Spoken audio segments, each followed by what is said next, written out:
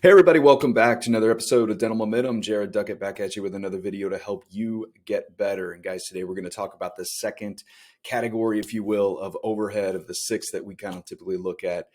We're still in the variable cost component of overhead. Those three variable cost categories, if you will, is the team member compensation, which we covered last week. Today we're going to cover laboratory cost, and then next week we're going to dive into dental supplies.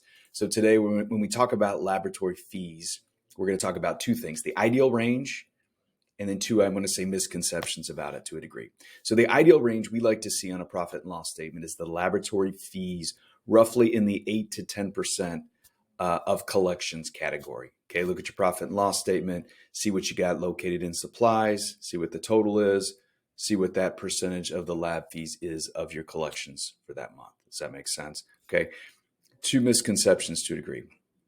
One is you always hear, well, I shouldn't say you always hear, but sometimes you hear, hey, my laboratory fees are only 5%.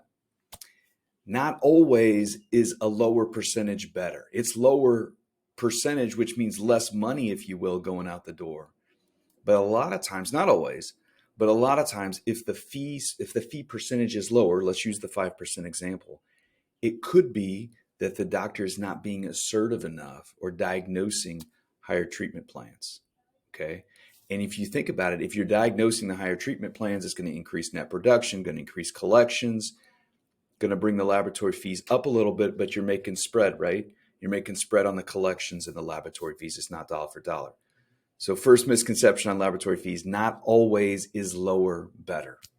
Okay. Based on the 8%, 8 to 10% we just talked about. The second thing is what is included in those lab fees. Okay. A lot of times, if you got an in-house CIRAC that you're using, okay, that's a capitalized, using an accounting term, that's on the balance sheet, right? Let's say you've leveraged that and you took a loan to buy that piece of equipment. A lot of times you're not seeing those payments go out, hit the profit and loss statement. Those payments need to be included in lab fees.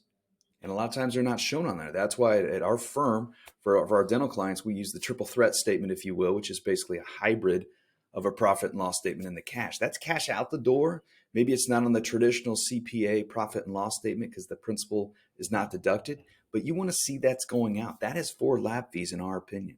So second misconception in our opinion, put those payments on the profit and loss statement. No, you can't deduct them, but put them in the category of the 8%, 8 to 10% that you look at.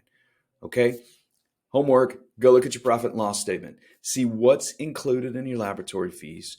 What percentage is it? Do you have an in-house CIRAC piece of equipment that you're using? Are you looking at that?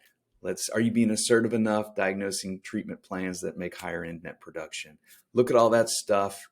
Make sure your lab fees are in a good spot. You guys have a great day. Keep getting better. We'll talk soon.